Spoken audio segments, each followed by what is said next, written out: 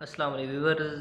आज का हमारा lecture exercise 4.3 class second year question number 3 के ऊपर होगा, जिसमें आप लोगों ने ये चीज़ मालूम करनी है बाय मीन ऑफ स्लोप के स्लोप के ज़रिए show that following point lie on the same line के ये जो गिवन 3 पॉइंट्स हैं ए बी और सी, ये एक ही लाइन के ऊपर हैं। मान लें कि ये मैंने एक कोई लाइन ड्रॉ की है, ये एक लाइन जा रही है, ए बी सी के ऊपर है, बी भी इसी के ऊपर है और सी भी क्या है इसी के ऊपर। आपने ये चीज़ शो करनी है। तो देखें कॉमन सेंस है कि अब अगर एक ही लाइन के ऊपर है तो इन तीनों के दरमियान जो स्लोप है वो इजीली आप कैलकुलेट कर सकते हैं। अब इन दोनों की स्लोप बराबर आ जाएगी। देखें ए से बी तक की स्लोप और बी से सी तक की स्लोप अगर बराबर आ जाते तो इट्स मीन ये चीज़ शो हो जाएगी कि ये जो हमारे गिवन 3 पॉइंट्स हैं वो लाई ऑन सेम लाइन की, एक ही लाइन के ऊपर क्या है जी, लाई कर रहे हैं। तो आप ऐसा करेंगे, सबसे पहले स्लोप मालूम करेंगे। स्लोप ऑफ, मैं ए बी कैलकुलेट कर लेता हूँ। स्लोप ऑफ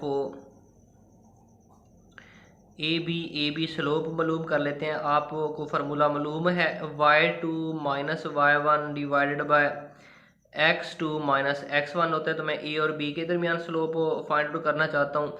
तो y2 मेरे पास 5 है, ये माइनस फार्मूले का y1 करते हैं तो वो माइनस का 3 है, माइनस माइनस क्या हो जाएगा प्लस का 3 डिवाइडेड बाय x2 क्या है हमारा 1 है, ये माइनस फार्मूले का। x1 जब करेंगे तो माइनस माइनस क्या हो जाएगा, यहाँ पे प्लस हो जाएगा। तो विवर जो 5 प्लस 3 क्या हो जाएगा 8 divided by 2 which is equal to हमारे पास क्या निकल आती है, जो स्लोप है वो 4 के इक्वल आ जाती है। तो स्लोप ऑफ ए बी का रिजल्ट हमारे पास जो निकला है वो है 4। तो अब इसी तरह आप slope of B C calculate कर लें। स्लोप ऑफ बी सी, जब आप slope of B C find out करते हैं तो पॉइंट ऑफ बी और सी के ऊपर वर्क करेंगे। फार्मूला सेम यही रहेगा, y2 9 माइनस 5 करेंगे, 9 minus 5 over x2 minus x1 करेंगे तो 2 माइनस 1 हो जाएगा। 9 माइनस 5 करेंगे तो 4 आ जाएगा, ओवर 2 माइनस 1 करें तो 1 आता है। बटे के नीचे 1 लिखें या ना लिखें कोई फ़र्क नहीं पड़ता। तो हमारे पास जो रिज़ल्ट आता है स्लोप ऑफ ए बी भी 4 के बराबर आया, स्लोप ऑफ बी सी भी 4 के बराबर है। तो अगर स्लोप ऑफ, यानी आप लोगों ने फॉरएवर माइंड में रखना है कि स्लोप ऑफ ए बी अगर निकल आता है स्लोप ऑफ बी सी के बराबर, तो ये चीज़ शो हो जाएगी कि ये जो गिवन पॉइंट्स हैं A B and C are collinear or same line. तो ये चीज़ शो हो जाएगी कि ये क्या है, कोलिनियर है या सेम लाइन के ऊपर आ रहे हैं। तो इससे रिलेटेड बाकी एक जो पार्ट है वो आप लोगों ने क्या कर लेना है, अटैम्प्ट कर लेना है। तो क्वेश्चन नंबर नेक्स्ट 4 की तरफ बढ़ते हैं जी व्यूअर्स। तो हमारा जो क्वेश्चन है क्वेश्चन नंबर 4, हमने के की वैल्यू मालूम करनी है। एक ए बी एक लाइन के पॉइंट दे दिए गए हैं और एक सी डी एक लाइन है, उसके भी 2 पॉइंट दे दिए गए हैं। तो कहते हैं, हमसे डिमांड करते हैं क्वेश्चन कि आप के की वैल्यू मालूम करें जब ये 2 लाइन पैरेलल हैं और जब परपेंडिकुलर हों। तो हमने एक प्रीवियस लेक्चर में कंडीशन रीड की थी कि जब हमारी जो लाइन होती हैं पैरेलल होती हैं तो इसमें कंडीशन आपने यूज़ की थी m1 इज़ इक्वल टू क्या था, m2 था। और जब परपेंडिकुलर होती हैं 2 लाइन तो m1 m2 is equal to क्या होता है -1। ये रिजल्ट -1 के बराबर निकल आता है। तो ये 2 कंडीशन हमने यूज़ करनी है। तो मैं के की कीमत मालूम करता हूँ। व्हेन लाइंस आर पैरेलल, यहाँ पे हम मार्क कर देते हैं कि जब हमारी लाइन क्या है पैरेलल है। तो पैरेलल के लिए आपने कंडीशन पढ़ रखी है, m1 m2 के बराबर होते हैं। तो मैं स्लोप ऑफ ए बी और स्लोप ऑफ बी सी पहले फाइंड आउट कर लेता हूँ। मैंने स्लोप ऑफ ए बी को मान लें कि m1 का नाम दे देना है, y2 माइनस y1 करूँगा। फार्मूला आप लोगों के पास है जी, y2 माइनस y1 करेंगे तो माइनस का 6 माइनस 3 आ जाएगा, ओवर x2 माइनस x1 जब करेंगे तो x2 हमारा क्या है k माइनस 7 आ जाएगा। तो नेक्स्ट -6 एंड -3 -9 ओवर के माइनस क्या हो जाता है 7 जी। मैंने एक स्लोप फाइंड आउट कर लिया है m1। अब इसी तरह आप m2 स्लोप फाइंड आउट कर सकते हैं। m2 c और d के दरमियान होगा तो y2 माइनस y1 करेंगे 4 माइनस 5 हो जाएगा, divided by x2 minus x1 करेंगे तो माइनस का 6, ये माइनस माइनस क्या हो जाएगा प्लस का 4, विच इज़ इक्वल टू ये आ जाएगा -1 डिवाइडेड बाय माइनस क्या आ जाता है 2 आ जाता है। माइनस माइनस के साथ कैंसिल आउट, तुम्हारे पास जो दूसरी स्लोप है वो 1/2 निकल आती है। तो जब हमारी दो लाइन पैरेलल हो तो मैंने आपको कंडीशन बता दी है कि दो स्लोप का रिजल्ट इक्वल आ जाता है m1 m2। तो आप दोनों स्लोप्स को बराबर रखिएगा, -9/k-7 which is equal to 1/2। Cross multiply करेंगे, क्रॉस मल्टीप्लाई करते हैं तो -9 को 2 के साथ मल्टीप्लाई करेंगे, -18 आ जाता है, इज़ इक्वल टू k-7 को 1 के साथ मल्टीप्लाई करेंगे तो k-7 आ जाता है। यहाँ से आप k की कीमत इजीली मैनेज कर सकते हैं। -7 है, दूसरी साइड पे जाके क्या हो जाएगा प्लस, तो -18 प्लस क्या हो जाएगा 7 विच इज़ इक्वल टू -11 आ जाता है। तो हमने k की वैल्यू मालूम कर ली है जो कि किसके बराबर आती है -11। कब, जब हमारी दो लाइन क्या है पैरेलल है। तो पैरेलल के लिए ये कंडीशन बन जाएगी। परपेंडिकुलर के लिए कंडीशन क्या होती है कि m1 m2 -1 के बराबर आता है। तो हमने दोनों स्लोप कैलकुलेट कर ली हैं। तो m1 का रिजल्ट है -9/k-7, यानी आप दूसरे इसके ऊपर पार्ट के ऊपर आ गए कि जब हमारी दो लाइन परपेंडिकुलर हों। ये m1 डॉट m2 करेंगे तो m2 का रिजल्ट आता है 1/2। इसको बराबर रखेंगे आप -1 के।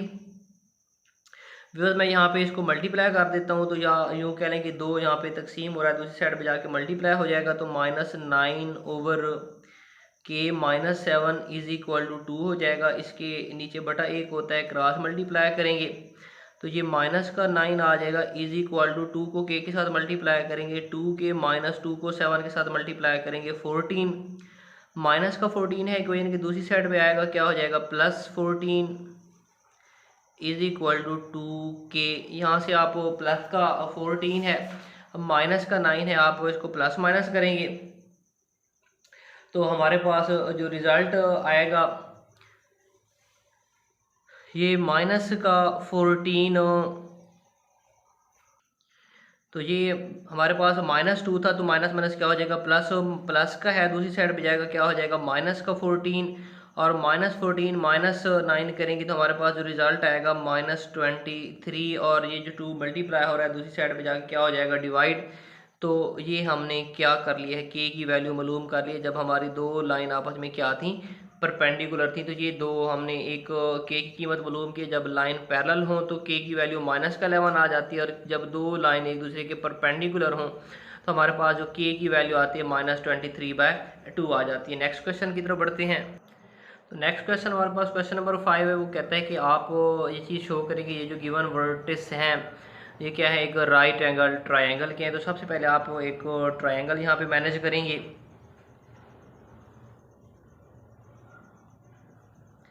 ये हमने एक कोई जनरल सी ट्रायंगल ड्रा कर ली जिसको मैं इसको ए का नाम दे देता हूँ।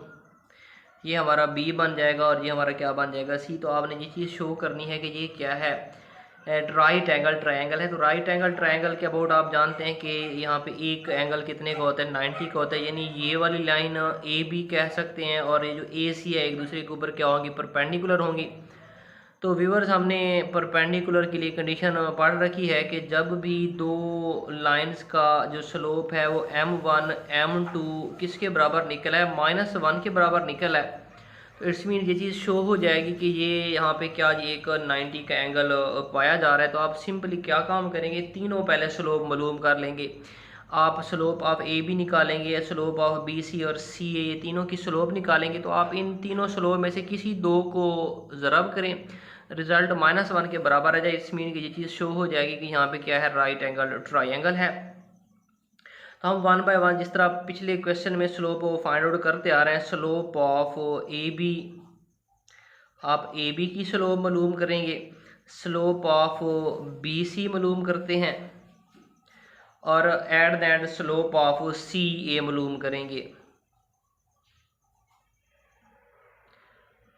फार्मूले आप लोग जानते हैं, पॉइंट गिवन है y2 - y1 over x2 - x1 का जो फार्मूला यूज़ करेंगे। तो स्लोप ऑफ ए भी मालूम करते हैं, y2 - y1 करूँगा तो y2 - y1 7 - 1 divided by x2 - x1 करूँगा तो 2 माइनस क्या हो जाता है 6। आप इनको सिंप्लीफाई करेंगे, 7 - 1 करेंगे 6 आ जाएगा डिवाइडेड बाय ये माइनस का 6 बड़ी टर्म है तो माइनस का 4 आ जाएगा। इसको आप मज़ीद सिंप्लीफाई करेंगे तो व्यूवर्स हमारे पास -3/2 निकल आता है ये चीज़ slope of A B. Slope of B C की तरफ बढ़ते हैं तो फार्मूला सेम वही रहेगा, y2 माइनस y1 करूँगा तो -7 आ जाएगा, क्योंकि y2 माइनस y1 करूँगा तो 7 आ जाएगा।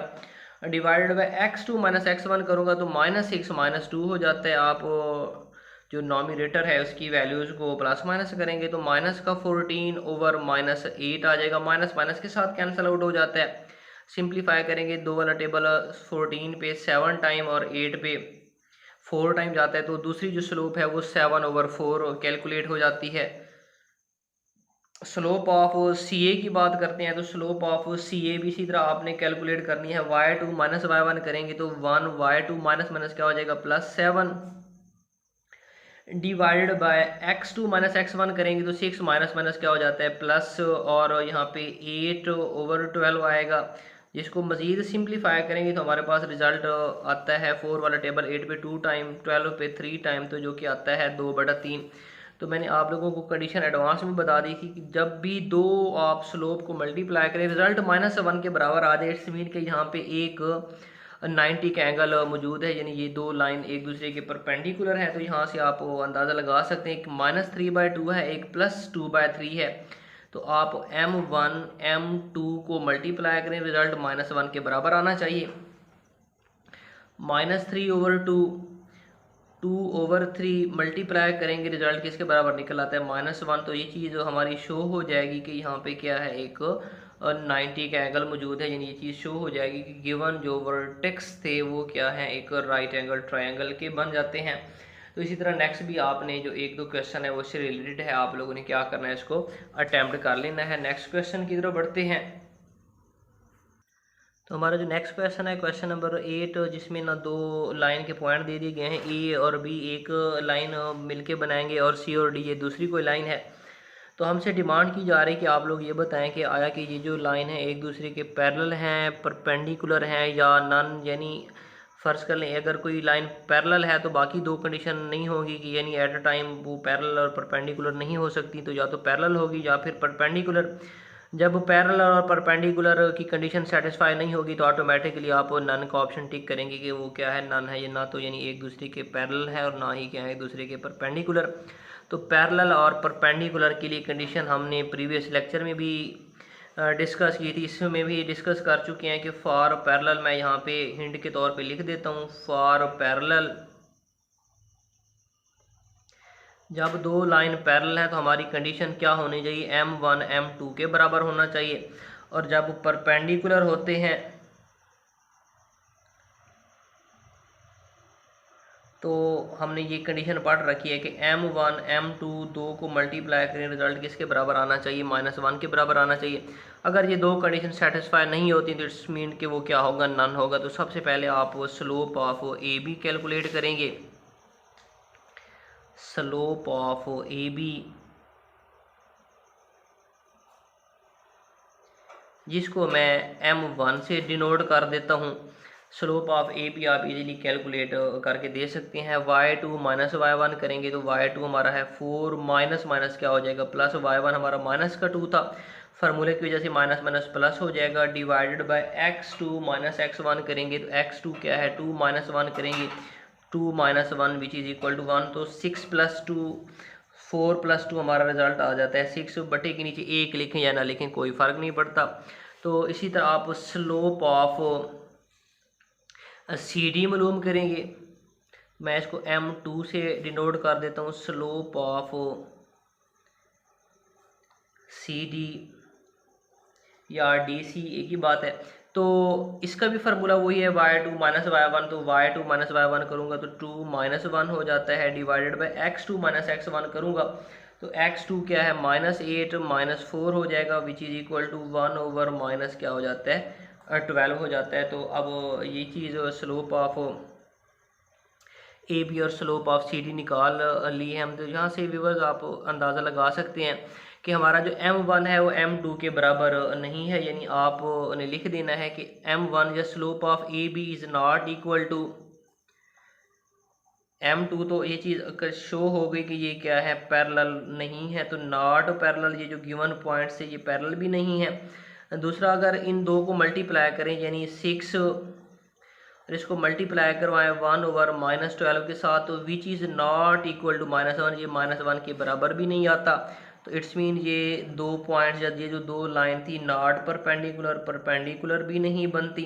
तो जब लाइन ना पैरेलल है ना परपेंडिकुलर है तो ऑटोमेटिकली फिर करेक्ट ऑप्शन जो होगा वो सी का होगा। फिर आप लोग इसको बता सकते हैं कि ये क्या है, नन है, यानी ना तो ये परपेंडिकुलर है और ना ही क्या है ये पैरेलल है। तो इस तरह आप लोगों ने इसको क्या कर लेना है, मैनेज कर लेना है। नेक्स्ट अगला जो लेक्चर होगा वो इक्वेशन ऑफ लाइन के ऊपर जाएंगे कि एक आप लोग लाइन की इक्वेशन कैसे बना सकते हैं। तो यहाँ तक आप लोगों ने स्लोप और इससे रिलेटेड बहुत सारे शॉर्ट क्वेश्चन सीखे हैं।